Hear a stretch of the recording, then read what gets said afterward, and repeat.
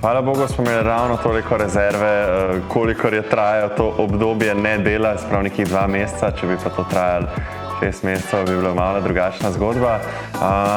Na srečo smo lahko obdržali kakor tako normalno poslovanje, vse zaposlitve.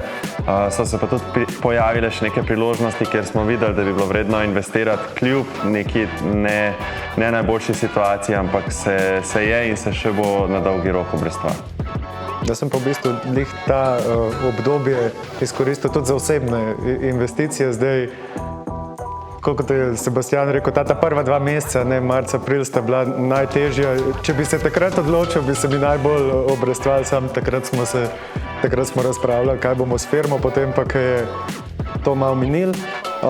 Sva imela pa s partnerko Sanjo, sva imela nekaj denarja našparanega, ker sva se odločila za nakup stanovanja in ko sva videla, da mogoče zdaj v tem cajtu se to ne bo zgodilo, da ne bi ta denar samo, izgubljal vrednosti na računu, sva se odločila za investicijo v sklade in vas research je naredila ona, tako da ne bom jemal zaslug, tako kot ponovadi.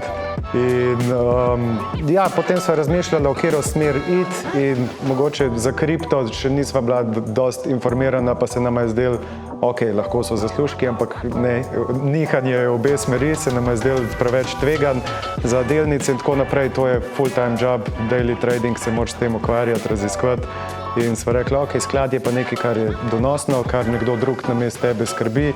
Razmisliš, kaj te zanima, kaj ti je blizu, v kaj verjameš, v kaj bi rad investiral, najdeš to sklad, ki vse to združuje in greš v to smer. In ta obdobje vsem bil super obdobje za investirati in je tudi, donos in vse je sva zadovoljna, praktično ni sklada, kjer ni zdaj plusa. Tako da tudi vsaka kriza, na žalost ali pa ne, je obdobje za priložnosti in investicije.